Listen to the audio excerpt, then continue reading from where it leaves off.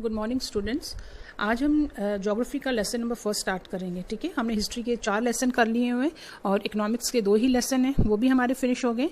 तो हम ज्योग्राफी से स्टार्ट करें। ठीक है, तो हम पहला लेसन है इसका रिसोर्सेस, कंसेप्ट, ठीक है, क्लासिफिकेशन एंड मैनेजमेंट। तो कंसेप्ट में हम देखेंगे कि रिसोर्सेज जो वर्ड है इसका कंसेप्ट इन मीन्स इसका मीनिंग क्या है, इसकी डेफिनेशन क्या है। ठीक है, तो रिसोर्सेज क्या है, आपने ये वर्ड जो है बहुत ही पुराना वर्ड है, आप लोगों ने ज्योग्राफी में इसको पढ़ा भी होगा, फिर भी मैं बता देती हूँ कि जो भी यूजफुल एलिमेंट्स हैं हमारे एनवायरनमेंट में और हमारी नीड्स को वो सेटिस्फाई करते हैं, हमारी नीड्स ज़रूरतें जो है हमारी वो पूरी करते हैं, उनको हम रिसोर्सेज कहते हैं। ठीक है, मतलब कोई भी ऐसी चीज़ जो हमें सप्लाई होती है या सोर्स जो हमें बेनिफिट देती है, ठीक है, वो है रिसोर्सेज। अब ये रिसोर्सेज मेनली हम जो हमारी नेचुरल रिसोर्सेज हैं जो हमें कुदरत की तरफ से फ्री में गिफ्ट मिली हुई हैं, कुदरत ने हमें दी हैं, वो है लैंड, वाटर एंड एयर। ठीक है, तो ये हमारी क्या है, ये हमारी नेचुरल रिसोर्सेस है, इनके लिए हमें किसी को पे नहीं करना है, ये एनवायरनमेंट में है, ऊपर वाले ने हमें नेचुरल, तभी हम वर्ड लगाते हैं इनके आगे, natural resources, land, water and air are the natural resources. अब ये वर्ड रिसोर्स तो आपको समझ आ गया कि रिसोर्सेज या रिसोर्स क्या है। अब हम देखेंगे कि इसकी जो डेफिनेशन है, इसका जो कंसेप्ट है, कंसेप्ट मीन्स डेफिनेशन ही है। तो ये जो कंसेप्ट है इसका, ये टाइम टू टाइम चेंज होता रहा है। अर्ली जो है हम उसको कहेंगे कि अर्ली कंसेप्ट इसका हम यही समझते थे कि जितनी भी जो है नेचर में वैल्यूएबल और यूजफुल कमोडिटीज़ हैं उनको हम रिसोर्सेस पहले भी मानते थे, आज भी मानते हैं। तो जैसे मिनरल्स हैं, फ्यूल्स हैं, फॉरेस्ट है, और जो रिसोर्सेज हैं फॉरेस्ट की, वाइल्ड लाइफ, फिशरीज, ये सारी हम क्या है, इनको हम वैल्यूएबल कमोडिटीज़ मानते हैं। ये है हमारी नेचुरल रिसोर्सेज। ये हम कहेंगे कि एक अर्ली डेफिनेशन थी। ठीक है, ये जो डेफिनेशन है, ये डेफिनेशन आज भी है, बट स्टिल इसमें थोड़ा सा ये जो हम कहेंगे कि एक मॉडर्न जो कंसेप्ट बन गया है रिसोर्सेज का, उसमें हम क्या डिफरेंट है कि उसमें हम अब डाल रहे हैं जितने भी जो है लिविंग है, non living elements of atmosphere, दोनों एलिमेंट्स हम एटमॉस्फेयर के, एनवायरनमेंट के जो है उसमें रिसेंट जो कंसेप्ट है रिसोर्सेज का, उसमें हम डाल रहे हैं। अब फॉर एग्जांपल हम डेजर्ट्स को भी डाल रहे हैं, ओशंस को भी डाल रहे हैं, ट्रॉपिकल टेम्परेट रीजन्स को भी डाल रहे हैं, पोलर रीजन्स को भी डाल रहे हैं। ठीक है ना, तो जो भी वैल्यूबल हम कहेंगे, आज हम जो है इस ये जो रिसोर्सेज वर्ड है इतना इसका हम कहेंगे वाइडर बन गया है। तो उसमें हम इवन इंटीरियर ऑफ अर्थ जो है, इंटीरियर ऑफ अर्थ जो है उसमें उसको भी हम किस में डाल रहे हैं, रिसोर्सेज में डाल रहे हैं। तो जो भी चीजें जो हमारे लिए वैल्यूएबल हैं उनको हम, और जिनसे हमें क्या बेनिफिट्स मिलते हैं, उनको हम जो recent according to the recent concept जो हम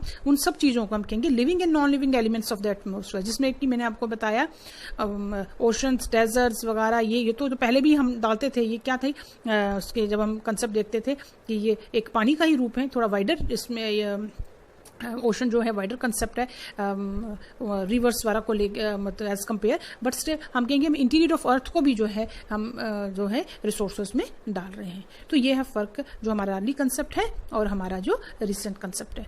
तो समझ आ गया होगा आपको कि रिसोर्सेज क्या है और रिसोर्सेज की जो कंसेप्ट है वो जो है उसका अर्ली कंसेप्ट क्या है, और उसका जो हम मॉडर्न कंसेप्ट कहेंगे या हम कहेंगे रिसेंट कंसेप्ट, उसका जो है क्या फर्क है। ठीक है, तो अब जो चेंजिंग कंसेप्ट है, अब उसमें हम अब देखोगे कि जो मॉडर्न कंसेप्ट है, हम जो लिविंग और नॉन लिविंग एलिमेंट्स में हम देखें तो हम जो है आज जो इन सभी रिसोर्सेज को जिसने खोजा है, निकाला है, जिस पे काम किया है, वो कौन है, वो इंसान है। तो ह्यूमन को भी हम जो है इसमें डाल रहे हैं। जो भी सर्विसेज जो प्रोवाइड की जाती हैं इंसानों के द्वारा, उसको भी हम जो आज रिसोर्सेज में डालते हैं। ह्यूमन रिसोर्स जो आपको पता होना चाहिए, human resource is one of the biggest resource जो है।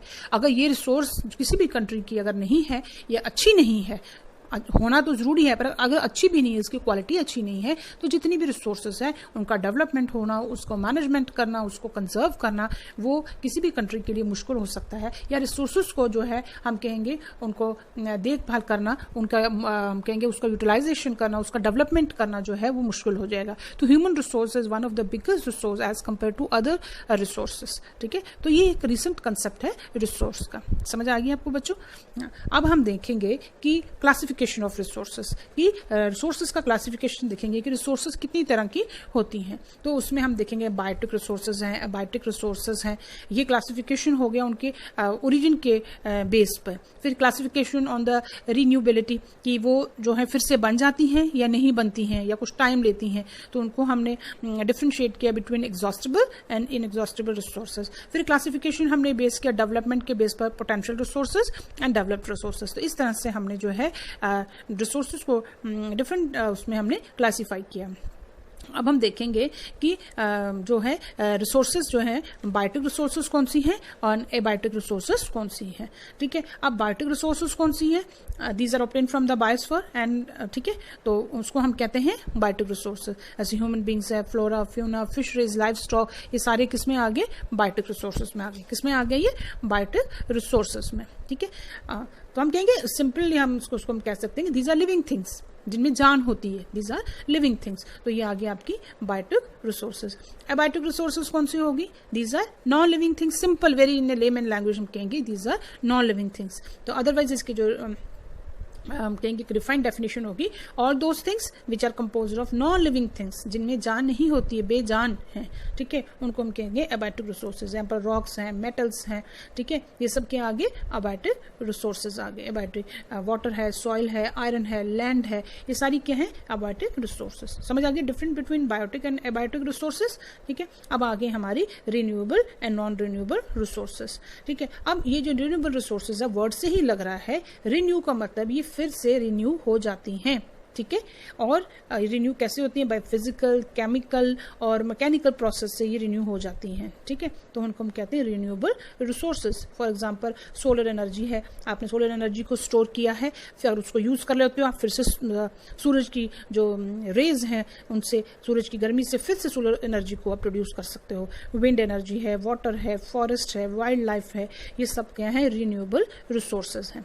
ठीक है, अब समझ आ गया आपको? रिन्यूएबल रिसोर्सेज जो फिर से रिन्यू, फिर से बन जाती हैं, बेशक टाइम लेती हैं। अब जैसे फॉरेस्ट्स हैं, फॉरेस्ट को अगर हम खाली करते हैं, जंगल काटते हैं, पेड़ काटते हैं, हम उसके बदले फिर से एक पेड़ लगा देते हैं, तो क्या है? वो पेड़ होगा, कुछ टाइम लेगा, बट स्टिल वो रिन्यू हो जाएगा। तो हम ये आ गया समझाने के लिए आपको कि रिन्यूएबल रिसोर्सेज का क्या मीनिंग होता है। फिर आगे नॉन रिन्यूएबल रिसोर्सेज। ठीक है, नॉन रिन्यूएबल रिसोर्सेज कौन सी होगी? नॉन रिन्यूएबल, हाँ, जो क्या है? जो रिन्यू नहीं होती, उसका अपोजिट। ठीक है, फॉर एग्जांपल इसका सबसे अच्छा एग्जांपल है मिनरल्स एंड फ्यूल्स है। ठीक है, so these two are the examples of the such resources. इन चीज़ों को अभी बनने में अगर हम कहेंगे कि मिनरल्स और फ्यूल्स को, तभी तो हम कहते हैं कि मिनरल्स और फ्यूल्स जो फ्यूल्स हैं उनको हमने बड़ी जुडिशली जो है उसको यूज़ करना है, क्योंकि ये रिसोर्सेज बनने में बहुत ज़्यादा टाइम लगता है, बहुत ज़्यादा मिलियन ऑफ ईयर्स लग जाते हैं। अब जो रिन्यूएबल रिसोर्सेज हैं, एक पेड़ है, हमने पेड़ को काटा है तो हम उसके बदले 2 पेड़ लगा देते हैं, 4 लगाते हैं, उनको उगने में कितना साल लग जाएगा? अच्छे डेवलप होने में 4 साल, 5 साल, तो वो फिर से रिन्यू हो जाएगा। बट ये जो है ये इतनी जल्दी नहीं रिन्यू होते हैं, इनको मिलियन ईयर्स लग जाते हैं, उसमें हमारी कितनी जनरेशंस जो हैं वो पास हो जाती हैं। ठीक है, सो ये नॉन रिन्यूएबल रिसोर्सेज हैं। ठीक है, अब इसमें से जो कुछ रिसोर्सेज हैं जिनको हम रिसाइकिल कर सकते हैं, ठीक है, तो रिसाइकिल करके हम उनको बड़ी जुडिशली जो है उसको यूज़ कर सकते हैं। तो ये आगे आपके different between renewable resources and the non renewable resources. अब आगे आपकी क्लासिफिकेशन जो हमने देखा था, potential resources and developed resources. ठीक है, अब ये जो पोटेंशियल रिसोर्सेज हैं, इसका मतलब है कि ये किसी रीजन में पर्टिकुलर मिली हैं, बट हमने उनको यूटिलाइज नहीं किया है। ठीक है, हमने उसको यूटिलाइज नहीं किया है। ठीक है, तो वो ये हो गई पोटेंशियल रिसोर्सेज। जैसे सपोज करो कि विंड एनर्जी, सोलर एनर्जी कहीं किसी कंट्री में है, तो वहाँ पर टेम्परेचर ज़्यादा रहता है, सन रेज जो है वर्टिकल पड़ती हैं, बट स्टिल हमने उसको अभी हमने यूज़ नहीं किया। वहाँ पर उसका बहुत ज़्यादा स्कोप है, हम क्या वर्ड लगाएंगे? स्कोप है, ये पोटेंशियल है, बट हमने उसको यूज़ नहीं किया है। सपोज करो किसी पर्टिकुलर स्टेट में सोलर एनर्जी का बहुत स्कोप है, ठीक है, बट हमने उसको यूटिलाइज नहीं किया है, तो वो हो गई हमारी पोटेंशियल रिसोर्सेज। डेवलप्ड रिसोर्सेज अब कौन सी है? हाँ, जिनको कि हमने डेवलप कर लिया है, जहाँ पर हमने जो है वो रिसोर्सेज जिनकी हमने क्वालिटी और क्वांटिटी दोनों को क्या किया? हमने सर्वे कर लिया है और उसको यूटिलाइजेशन के लिए। ठीक है, resources which are served and their quality plus quantity. ठीक है, उनको हमने मतलब हम मेजर कर लिया, हमने सर्वे कर लिया है कि यूटिलाइजेशन के लिए, तो उसको हम कहते हैं डेवलप्ड रिसोर्सेज। ठीक है। और इनको डेवलपमेंट करना जो है किस पे डिपेंड करता है, टेक्नोलॉजी पर। किस पे डिपेंड करता है, टेक्नोलॉजी पर। तो development of these resources depend upon the technology, ठीक है। तो ये आगे हमारी डेवलप्ड रिसोर्सेज। तो हमने ये देख लिया डिफरेंट टाइप ऑफ रिसोर्सेज हैं, biotech, renewable, non renewable, potential and developed resources. तो इस तरह से ये हमारे क्लासिफिकेशन ऑफ द रिसोर्सेज आ गए। अब इसमें जो है एक और जो है एक बहुत ही इंपॉर्टेंट जो है वो है principle of the sustainable yield. इसका क्या मीनिंग है, the principal of the sustainable yield? इसका मतलब ये है कि जो हमने डेफिनेशन मैंने आपको बताई थी रिन्यूएबल रिसोर्सेज की, तो वो जो रिन्यूएबल रिसोर्सेज हैं हमने उनको इतनी मतलब फास्ट वे से, फास्ट स्पीड से इतना ज़्यादा हमने उसको यूज़ नहीं करना है कि हम उसको रिप्लेस ना कर सकें, ठीक है। सो हम कहेंगे कि renewable resources should not be use faster than their replacement by the natural process. तो इस चीज को हम कहते हैं प्रिंसिपल ऑफ सस्टेनेबल यील्ड। जैसे मैंने आपको पेड़ों का एग्जांपल दिया, अगर हमने एक पेड़ काटा है, 2 पेड़ों का आपको पता है कि आजकल जो है पेड़ों को हम अपनी मर्जी से नहीं काट सकते हैं, ठीक है ना। हाँ, जैसे बड़े बड़े जो पेड़ होते हैं वो अपनी मर्जी से, खास करके हिली एरियाज में, क्योंकि हिली एरियाज में जो पेड़ हैं, उसके अलावा जो फॉरेस्ट के आपने पढ़ा है, फॉरेस्ट में गवर्नमेंट ने जो है फॉरेस्ट को क्लासीफाई किया, रिजर्व फॉरेस्ट, नेचुरल फॉरेस्ट और भी जो फॉरेस्ट हैं, तो हम अपनी मर्जी से जो है जंगलों में या जो खाली एरियाज पड़े होते हैं उसमें अपनी मर्जी से पेड़ को नहीं काट सकते हैं, उसके लिए हमें पनिशमेंट मिलती है, ठीक है। तो वैसे आपको पता हो पॉल्यूशन इतना है तो हमारा इन्वायरमेंट जो है वो इनबैलेंस हो जाता है। इसके लिए डिफरेंट रूल्स वगैरह जो बने हुए हैं, फॉरेस्ट लॉज हैं, तो हमने मर्जी से पेड़ों को नहीं काट सकते हैं। बट स्टिल जो है हमने ये रिन्यूएबल रिसोर्स है उसको हमने बड़ी जुडिशली यूज करना है। अगर हमने एक पेड़ काटा है तो उसके बदले हमने 2 लगाने हैं। अब जो 2 पेड़ लगाने हैं हमने, तो वो क्या, हाँ, ये नहीं कि जंगल काट लिए और उसकी जो हम रिप्लेसमेंट जो है पेड़ नहीं लगा रहे हैं या कम लगा रहे हैं, ऐसा नहीं करना है, ठीक है। हाँ, तो इसलिए हमने बोला renewable resources should not be use faster than their replacement by the natural resource. तो हमने पेड़ों को नहीं काटना है और भी जो रिन्यूएबल रिसोर्सेज हैं उनको हमने क्या करना है, जो है बड़े ही तरीके से यूज करना है, ठीक है। जैसे सोलर एनर्जी है, मैंने आपको रिन्यूएबल रिसोर्सेज कौन सी बताई है, सोलर एनर्जी, विंड एनर्जी है, वाटर है, फॉरेस्ट है, वाइल्ड लाइफ है। तो हमने जैसे वाइल्ड लाइफ का भी आपको पता है, ठीक है ना। हालांकि रिन्यूएबल इन द सेंस की ये जो जितने भी जो वाइल्ड लाइफ हैं, वाइल्ड एनिमल्स हैं, रिप्रोड्यूस कर लेते हैं, बट स्टिल जो है उनकी हम देखेंगे पॉपुलेशन बहुत ही कम होती जा रही है। इसके लिए भी गवर्नमेंट ने जो है डिफरेंट लॉज बनाए हुए हैं, जो है हम इनकी हंटिंग, पोचिंग बिल्कुल नहीं कर सकते हैं। ये इसीलिए कि हमने जो है इस प्रिंसिपल को जिंदा रखना है, principle of the sustainable yield. तो renewable resources should not be used faster than their replacement, ठीक है, बाय द नेचुरल प्रोसेस, ठीक है। तो ये आ गया आपका प्रिंसिपल ऑफ सस्टेनेबल यील्ड। ये one of the important question आ जाता है शॉर्ट आंसर टाइप में, ठीक है। तो आज के लिए इतना ही बड़ा है बच्चों, ठीक है। तो इसमें से जो भी क्वेश्चंस निकलेंगे वो हम आपको डाल दूंगी, ठीक है। और बाकी जो हमारा जो लेसन है वो थोड़ा सा ही रह गया है, वो हमने ज्योग्राफी स्टार्ट कर ली है। तो क्वेश्चंस आप जो है अपना होमवर्क जो है प्लीज़ बच्चों आप करते जाओ। बहुत कम बच्चों का रिस्पांस आता, सुनते हैं बच्चे, बट जो है होमवर्क जो है मुझे बहुत कम बच्चे जो है अपना बताते हैं। तो प्लीज़ होमवर्क करो। होमवर्क करने से आपको क्या होगा, जब आप क्वेश्चन लिखते हो, मैंने आपको पहले भी बोला, फिर रिपीट कर रही हूँ, तो आपको माइंड में रहता है कि हमने ये पढ़ा है, मैम ने पढ़ाया, हम उसको करने जा रहे हैं। अब ये जो क्वेश्चन मैंने आज करवाए हैं, अगर आप उसको लिखोगे होमवर्क के फॉर्म में, उसको लिखोगे तो आपके माइंड सेट में एक माइंड में बैठ जाएगी ये चीज़ कि हमने जो है इन चीज़ों को पढ़ लिया हुआ है। तो प्लीज़ होमवर्क जो है वो अपनी कॉपीज मेंटेन करके रखो, ठीक है। आज के लिए इतना ही है, ठीक है। ओके बच्चों,